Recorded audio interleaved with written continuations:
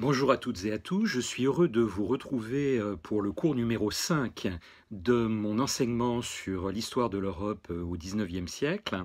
Un cours numéro 5 qui est le premier que je mets sur la chaîne YouTube puisque il est le premier qui suit le confinement partiel que nos autorités nous ont imposé. Ce cours numéro 5 est consacré à l'Europe à l'heure du capitalisme libéral.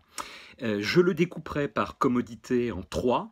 Il y a trois parties, ça tombe bien, de manière à ce que les fichiers ne soient pas trop lourds au moment du téléchargement. Alors, la révolution économique qui s'accomplit entre 1815 et 1870 et dont je vais vous parler est en fait la plus importante de l'histoire, sans doute la plus importante depuis la révolution néolithique. Le capitalisme libéral apparaît alors durant cette période et va connaître son âge d'or. Nous allons dans un premier temps voir les facteurs qui expliquent sa naissance. Dans un deuxième temps, je vous montrerai comment dans les pays d'Europe occidentale, on passe progressivement d'une économie agraire et artisanale à une économie dominée franchement par l'industrie. Et puis enfin, dans un troisième temps, nous verrons que ces transformations ne se réalisent pas à un rythme uniforme, qu'elles se heurtent à des résistances et qu'elles laissent encore à l'écart une grande partie de l'Europe. Après avoir présenté, si vous voulez, la thèse et la synthèse, c'est en quelque sorte l'antithèse. Dans l'enseignement supérieur, nous apprenons par rapport à ce que vous avez eu dans le secondaire et où vous avez vu un certain nombre d'éléments que je vais ici vous rappeler, à nuancer fortement les propos qui ont pu vous être tenus. Alors, voici et je sais que vous avez l'habitude de faire des captures d'écran, que vous êtes beaucoup plus doué que moi pour tout cela.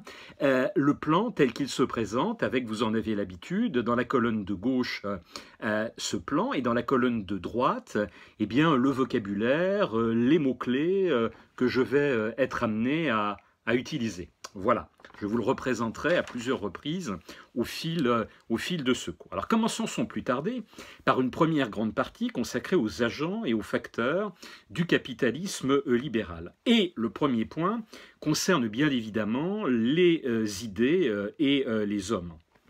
Il nous faut pour commencer définir ce qu'on appelle le capitalisme. Alors le capitalisme, très simplement, eh bien, c'est un système économique qui repose sur trois points absolument fondamentaux. Et s'il manque l'un de ces trois points, il est très délicat de parler de capitalisme. Le premier de ces points, c'est la propriété privée des moyens de production et d'échange. Le deuxième, c'est la recherche par les acteurs économiques du profit. Et le troisième point, c'est la concurrence qui existe justement entre ces acteurs économiques. Je vous rappelle ces trois points. Cette définition est bien évidemment fondamentale. Donc l'idée que le capitalisme est un système économique qui repose à la fois sur la propriété privée des moyens de production et d'échange, qui repose sur la recherche du profit par les acteurs économiques et sur la concurrence entre ces acteurs. Alors bien évidemment, ce capitalisme existe depuis très longtemps, avant le XIXe siècle. On peut le faire remonter au Moyen-Âge. On pensera aux villes de Flandre ou bien aux villes du nord de l'Italie. On pense à Gênes, on pense à Venise. Mais il connaît alors de très nombreuses limites, il reste extrêmement restreint, il ne concerne quasiment pas l'industrie, et puis il y a une forme d'intervention également de ces micro-États dans l'économie. Il faut d'ailleurs que cette dernière diminue pour que l'on parle du capitalisme libéral, dont le premier 19e siècle va constituer une forme d'âge d'or. C'est au XVIIIe siècle, en fait, que va commencer à s'élaborer la doctrine du libéralisme économique qui va remettre en cause le rôle de l'État, tel qu'on avait pu le connaître, par exemple, avec Louis XIV et son ministre Colbert, ce que l'on appelait le colbertisme. Et c'est un Écossais, Adam Smith, qui va publier en 1776 un ouvrage tout à fait fondamental, séminal, dont le titre complet est « Recherche sur la nature et les causes de la richesse des nations », mais que l'on simplifie par « de la richesse des nations ». Alors l'ouvrage est fondamentalement optimiste, il croit au bonheur général, à condition que la libre concurrence et que le libre-échange, nous dit Adam Smith, soit assuré. Son ouvrage rapidement va s'imposer comme la véritable Bible du capitalisme libéral. Au début du XIXe siècle, ses principaux continuateurs vont insister sur la nécessité de faire triompher les grandes libertés économiques, celle de l'emploi, celle du commerce, celle de l'entreprise. L'augmentation de la population européenne, pour passer maintenant au rôle des acteurs plus globaux à la masse, va bien évidemment être fondamentale, parce que c'est cette population européenne et cette augmentation de la population européenne qui va fournir la main-d'œuvre importante dont on va avoir besoin dans les manufactures, dans les usines, sur les lieux de travail, mais également qui va fournir en aval un marché plus vaste pour écouler les produits.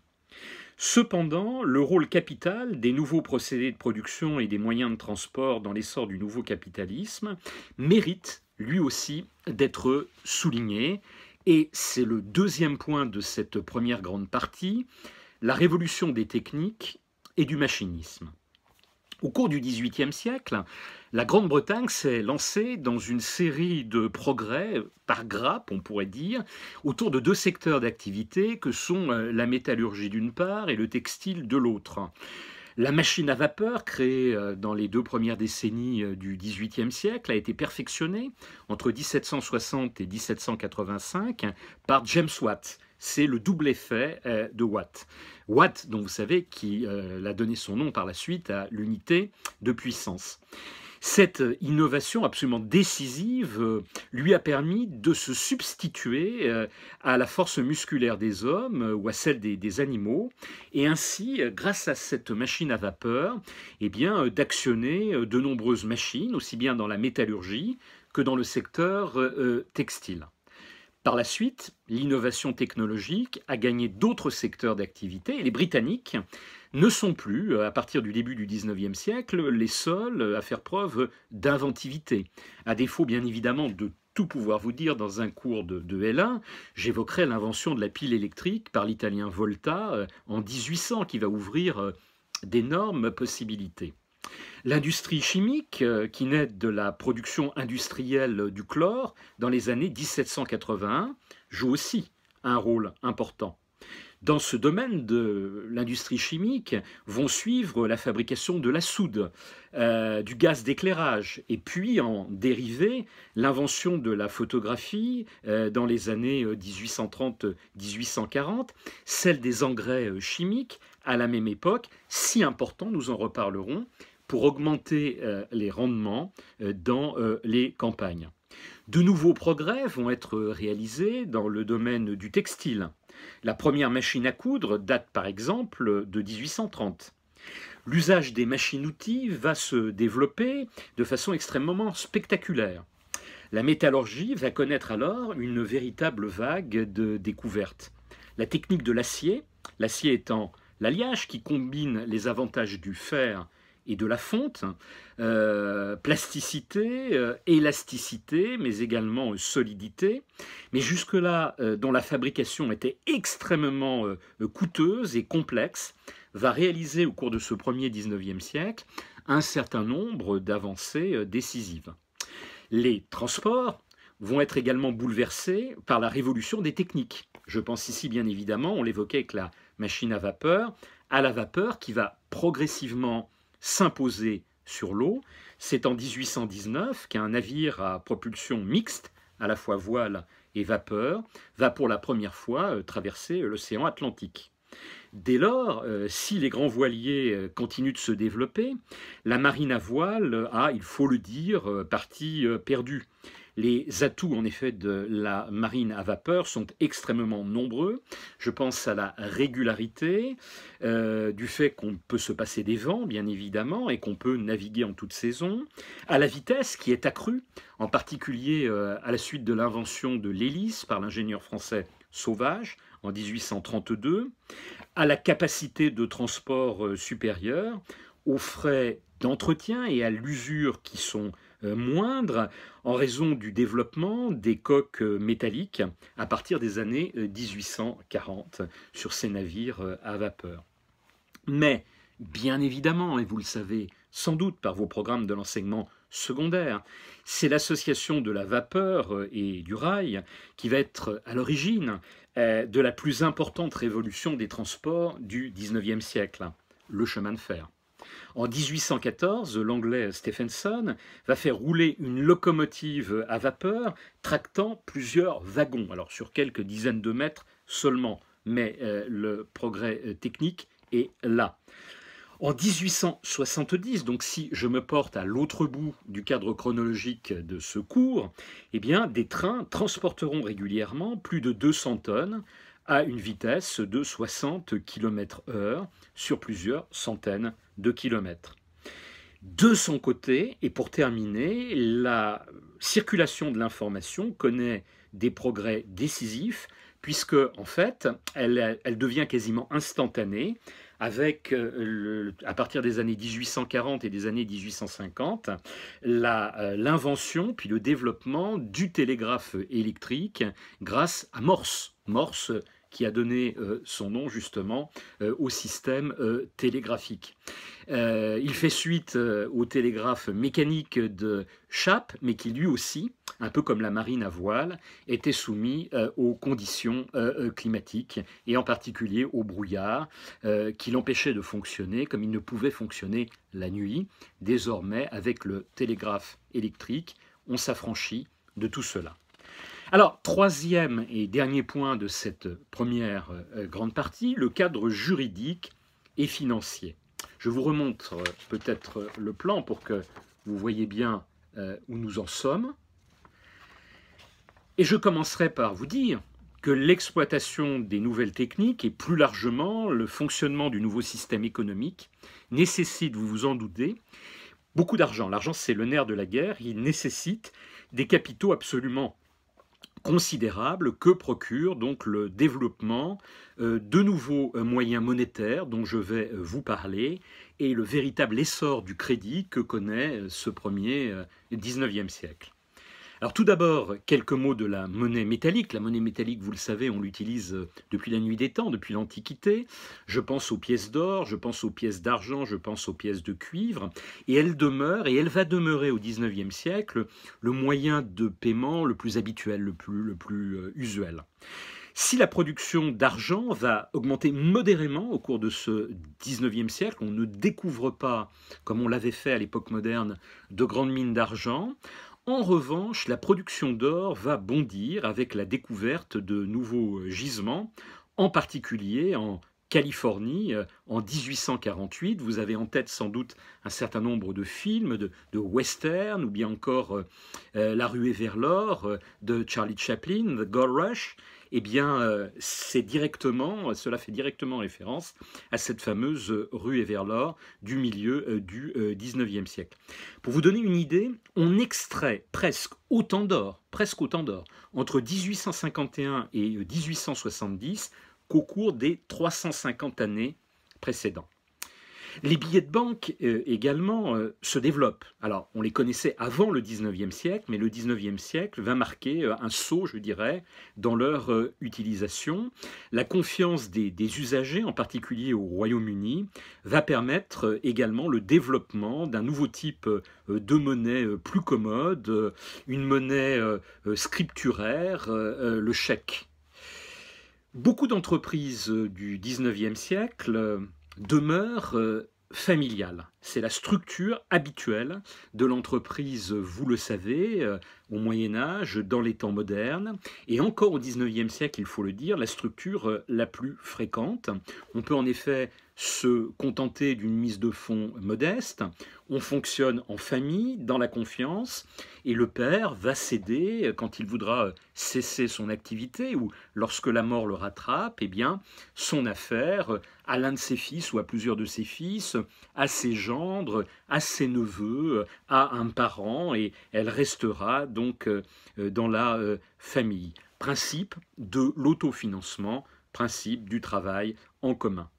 Cependant, le développement du machinisme et de la concurrence exige, je le disais tout à l'heure, des capitaux beaucoup plus importants, des investissements lourds, et donc de nouvelles formes d'associations capitalistiques. On va voir naître en particulier ce que l'on va appeler les sociétés par action. Ces sociétés par action, et c'est ça qui est nouveau, vont faire appel à l'épargne des particuliers, ils vont drainer toute cette épargne vers l'entreprise et donc procurer d'énormes ressources, dont en particulier les entreprises qui nécessitent le plus de capitaux, je pense aux compagnies de chemin de fer, ont bien évidemment énormément besoin.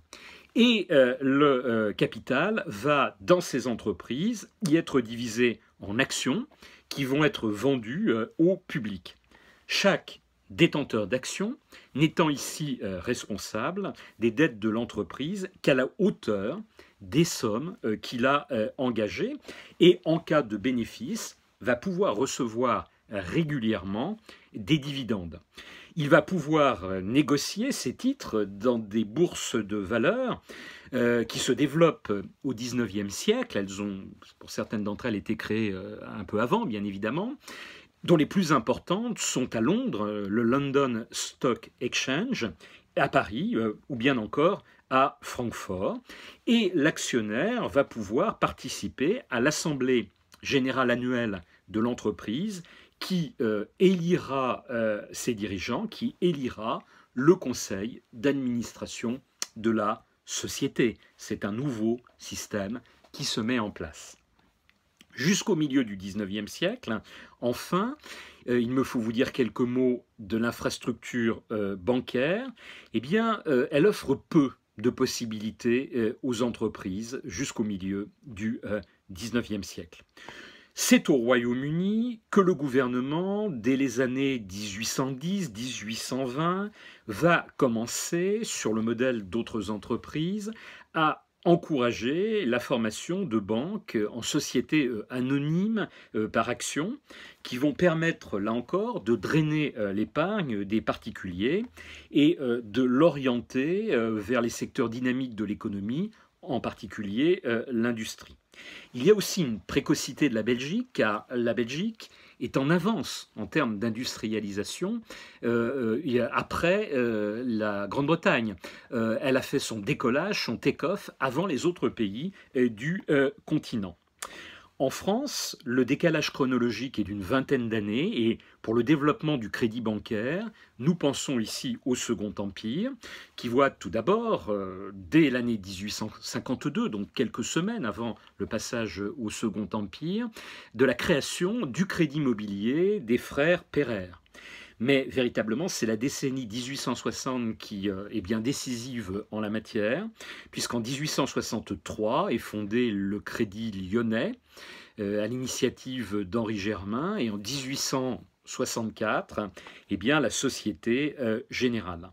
En Allemagne naissent, à partir de cette époque-là, et jusqu'au début des années 1870, des banques qu'on appelle les 4D en raison de la première lettre de leur nom, qui jouent un peu ce rôle, mais qui sont même plus amples dans leur activité. On les appelle les banques à tout faire.